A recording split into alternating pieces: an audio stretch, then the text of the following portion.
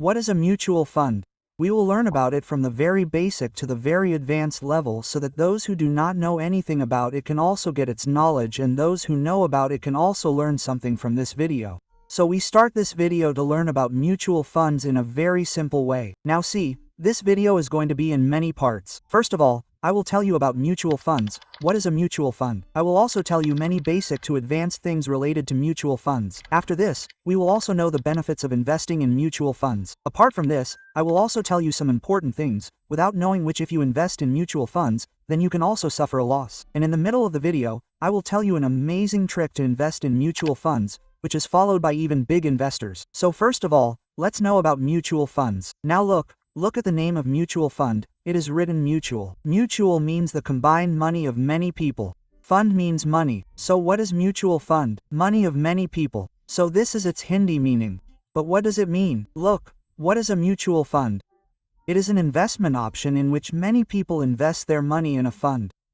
Now you must be thinking, what is this fund? Look, there is absolutely no need to get confused here. What happens in a fund? Our money is invested in stocks, i.e. company shares, bonds, other securities. So it means our money is invested in such places, and then the profit that is made after investing that money, that profit increases among the investors. So if someone asks you about mutual fund, or if you tell someone about mutual fund, then simply say that mutual fund is an investment option in which many people put their money together and a fund manager invests that money. Now we will know further about where this fund manager invests. I know, a lot of doubts must be coming in your mind right now. So here we take a simple example to clear it. Suppose there is a chocolate box which has a total of 20 chocolates inside, and the price of this chocolate box is rupee 1000. Now see, there is a condition with this chocolate that whoever wants to buy this chocolate will have to buy the whole packet. One chocolate cannot be found inside it. That is, if you want to buy, then buy the whole packet. Otherwise one chocolate cannot be found. Suppose this is Raju, and Raju likes this chocolate very much. But the problem is that Raju has only 200 rupees, whereas the price of the chocolate box is rupee 1000. Now he cannot buy the whole box because he does not have the full rupee 1000. And according to the condition, he will have to buy the whole packet. So here Raju uses his brain and calls his friends Shyam, Babarao, Totla Seth and Kachra Seth and asks them to contribute Rs. 200 each. Now those people also like this chocolate, so they also contributed Rs. 200, and in this way these 5 people together with their Rs. 200 make Rs. 1000, and they buy the box of chocolates. Now there were total 20 chocolates in the box of chocolates, and these people have total 5. So these people here divide 4 chocolates among themselves. Now see, mutual funds also work in the same way. Here you can just consider it as a mutual fund instead of a box of chocolates, and consider each chocolate as a unit. 1 chocolate 1 unit. That is, people contribute their money in mutual funds so that they can buy the mutual fund. And then the mutual fund that these people have bought is distributed among them according to their money. Like chocolates were distributed there. Here this mutual fund will be distributed, and like there 4 chocolates came in 1 share. Here 4 mutual fund units will be divided among these people. Now see, this was just an example. What happens in real life is that many people invest a little money, some invest more money. Many people pool their money and they buy a mutual fund, and that mutual fund is distributed among them according to the units according to their money. Now as we move forward, these things will become even more clear to you. Now here we understand it even better. See what happens, a lot of people's money is invested in a mutual fund. So the money of all these people goes to an asset management company. This asset management company launches different types of mutual fund schemes. Now we will learn about this scheme later. For now just understand that the job of AMC is to launch different types of mutual fund schemes. Now I and many people like me saw that there is a company named ABC which has launched a mutual fund scheme, and I and others like that mutual fund scheme. So if we invest our money in this mutual fund scheme, then our money will go into this mutual fund scheme. Now here this AMC appoints a fund manager along with the mutual fund scheme. The job of this fund manager is to invest the money of the public which is invested in the mutual fund in such a place that the money can grow. That is, what will the fund manager do? The money given by the public will be invested in equity somewhere. That is, he will invest that money in the share market. He will give some money to the companies as loan. That is, corporate debt. He will invest some money in derivatives. He will invest some money in treasury bills. That means the job of the fund manager will be to invest the money wherever he deems fit and to grow that money for us so that we can get a good return. Now look, brother, the fund manager is working so hard here. He will invest our money in a good place. In return for this, he deducts some charges which are called expense ratio. This expense ratio is 1 to 2%. If you also invest in mutual funds, then you must pay attention to this expense ratio. If this expense ratio is less than 1%, then it will be good for you. So now see what is the need to invest money in mutual funds. Look, if we invest money in the stock market, then we have to invest that money ourselves. So if we have to invest ourselves, then we should also have knowledge about it. We should have experience of it, which new people do not have. Now see, there is another problem in investing in the stock market, and that is that we have to give time to it. You will have to give time to see when the share is falling, when the share price is rising. When it is falling, buy it so that you get it cheap. When it is rising, sell it so that you make a profit. So, you will have to give time to it. And apart from this, there is another big problem of investing in the share market, that you need a lot of money to invest in it. Now suppose there is an MRF tire company whose share price is more than 1 lakh rupees. Now that company is good, but I do not have 1 lakh rupees. So how will I invest in it? At least I need 1 lakh rupees to buy even one share of it, and I cannot invest 1 lakh rupees. I do not have that much money to invest. Or suppose I want to invest in a Reliance company. Now the share of Reliance comes for 2,500 rupees and I have only 500 rupees.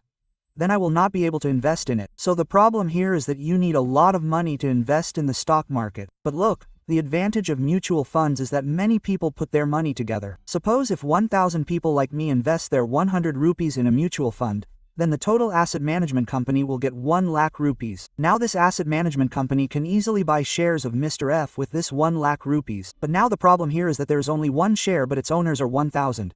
So how will that share be divided among those owners? So what will that company do here? It will divide that one share into 1,000 parts. That is, what did it do? It divided one share into 1,000 units and distributed all those units according to the amount of money given by the person. Now look, this is where the concept of NAV comes in, and this concept is very important because if you understand this, then you will know how the price of any mutual fund increases. By the way, the full form of NAV is net asset value. By the way, in short form it is written as NAV everywhere. The performance of any mutual fund is determined by looking at this NAV. If I explain NAV to you in very simple words, then just like in the stock market, the price of any share is called share price. Similarly, in mutual funds, the unit of any mutual fund is represented by NAV. That is, it is called NAV, meaning, by looking at this NAV, we come to know the price of one unit of a mutual fund.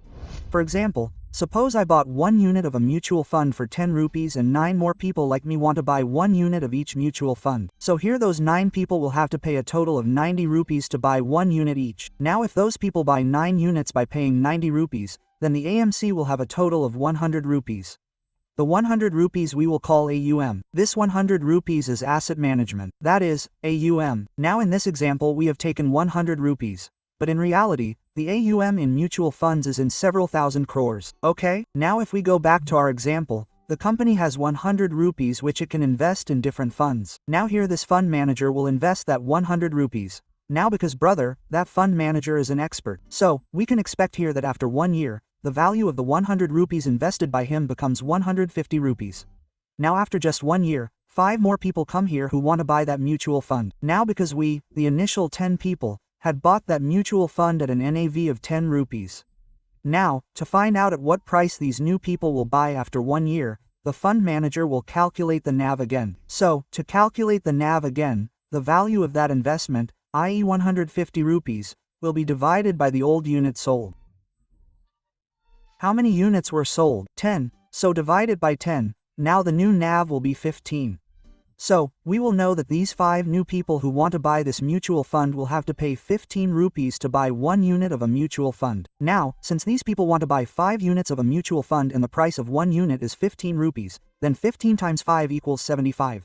So, if we look at it now, the company already had assets under management of 150 rupees and now the company has got 75 rupees more. So, the company has total assets under management of 225 rupees, which means the company has total 225 rupees, which it can invest. Now the benefit of this new NAV is that the new people got the mutual fund according to the new price and the old people also got to know how much their money has increased. For example, I bought a unit for 10 rupees and now its value has become 15 rupees, so I have made a profit of 5 rupees on 1 unit of the mutual fund. Okay, look, This graph is showing the graph of its NAV, and look below here. The current NAV is also written here. Right now, that means the current NAV of this mutual fund is this much. Look at the price of this NAV. It keeps on increasing and decreasing with time. If the company performs well, then the value of NAV will increase. If it performs poorly, then the value of NAV will decrease. Okay, now look, this AUM is asset under management. If you look at the mutual fund, it is written like this. However, in mutual funds, this number is in crores because a lot of people invest money in it.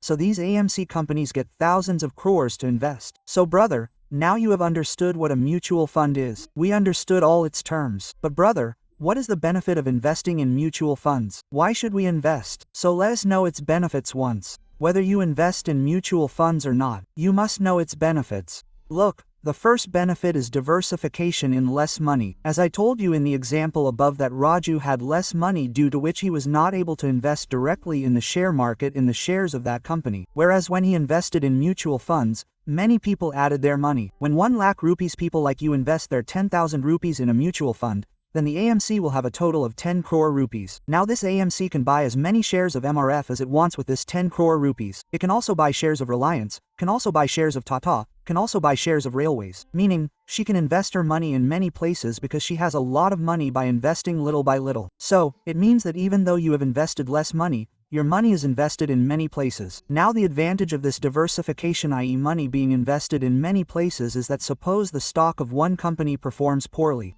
One company is not able to perform well, but the other company performs well, then due to this your return will be balanced. Whereas suppose, if you invest all your money directly in one company, then if that company performs well then it is fine, but if that company performs poorly then all your money will be lost, whereas in mutual funds your money is diversified, due to which the chances of your money being lost are less. Now although you can diversify your money in the stock market also, but for this you need knowledge, time and experience. Whereas the advantage of investing in a mutual fund is that you get an expert fund manager who is an expert in that work. He has studied that thing. He has experience in that thing, so he can invest money in that company better than us. So there are more chances that he can invest better than us. So one advantage is that there is an expert there. Apart from this, another advantage of a mutual fund is that you do not have to make transactions again and again. That means what happens if you invest in the stock market, when the share price of a company falls, we buy that share so that we get that share at a cheaper price, and when the share price of that company starts increasing, we sell it so that we can earn profit by selling it at a higher price. But now we do not know when the share price of the company will fall or rise, and it is possible that the share price of the company may fall or rise several times in a year. So, here if we invest in the stock market, we will have to buy and sell it again and again, whereas in mutual funds we do not have to do this. That expert will do that work for us. We do not have to go through the hassle of buying and selling shares again and again. It will do this work on its own. Apart from this, another great advantage of mutual funds is that you can set automatic UPI mandate in it, after which, automatically the amount you have fixed every month will be deducted from your account and that money will be invested in the mutual fund.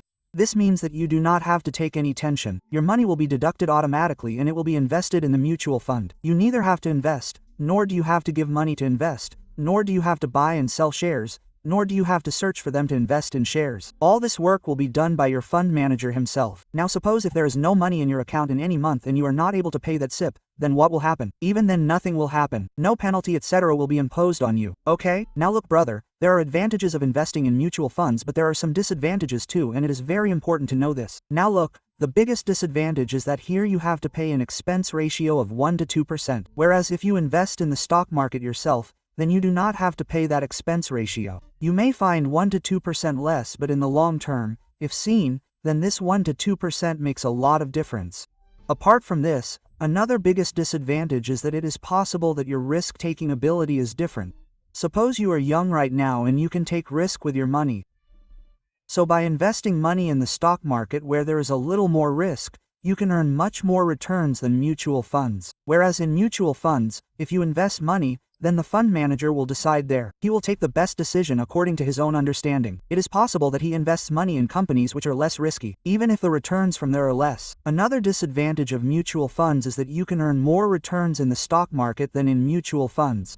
Even though the risk in the stock market is high, but if you give time there, then by investing your money in blue chip companies, whose business is completely set, you can earn good returns in the long run, without paying any expenses. Now you know what a mutual fund is. You also know the advantages and disadvantages of mutual funds. Now see, there are many types of mutual funds. First comes equity fund, second is debt fund, and third is hybrid fund. Now this equity fund, in this type of mutual fund, more than 65% of the company's money is invested in equity. Here equity means that the fund manager must have invested more than 65% of the money of this mutual fund in equity. That means he must have invested in the shares of the company through the stock market. If that company makes good profit, then good returns will be available. But if that company performs poorly, then the returns can also be a little bad. That is why equity funds have more risk, but the returns can also be the highest in this. Now the second category I told you about is day fund. In this also the fund manager has whatever money, i.e. asset under management.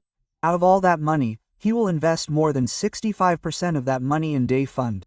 Day fund here means that he will invest that money in bonds or fixed income securities.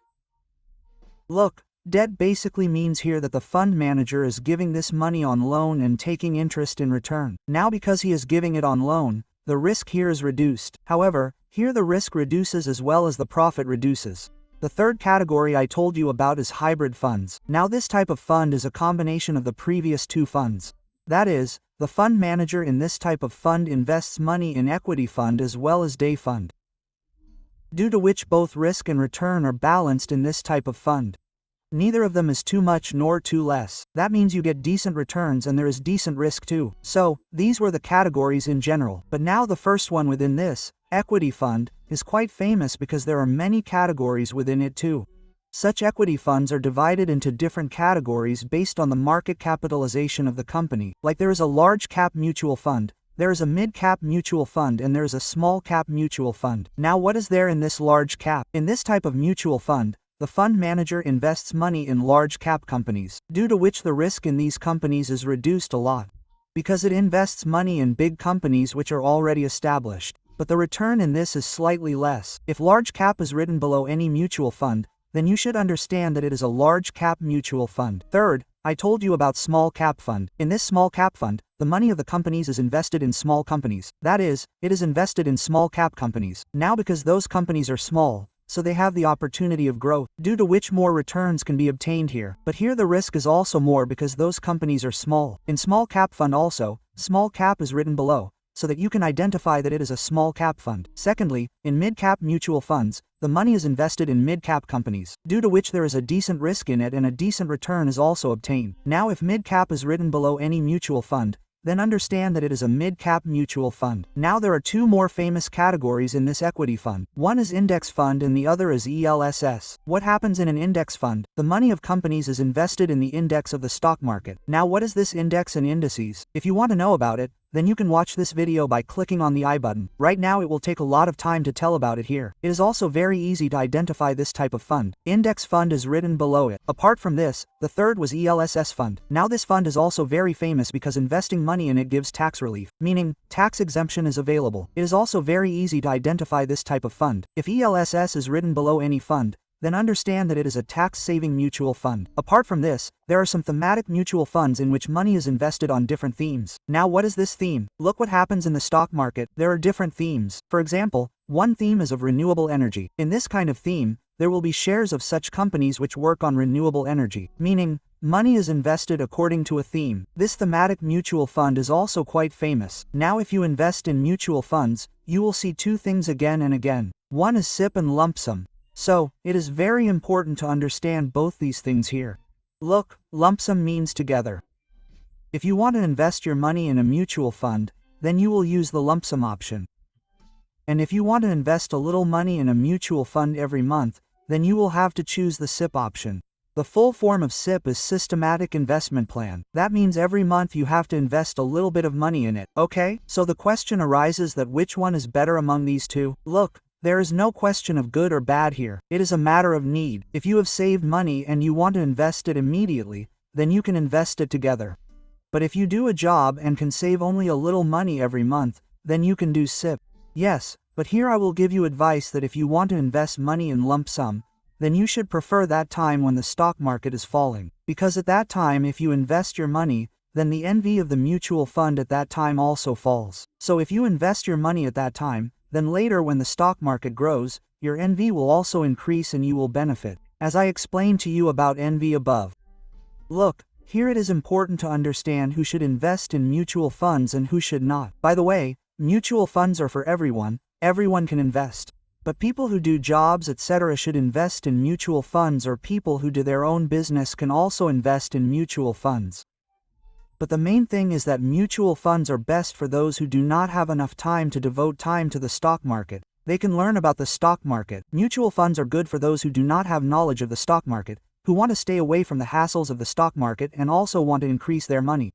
Because here all this work is done by our fund manager. Whereas if you are young, you still have time, you can learn about the stock market, then there is nothing better than the stock market for you, because you can earn much more returns in the stock market than in mutual funds. However, it is also true that the stock market is also risky, and if you are one of those people who do not want to take risks, then you can invest in mutual funds because mutual funds have comparatively less risk than the stock market. So now you also know who should invest in mutual funds and who should not. Well, let me answer some common questions here.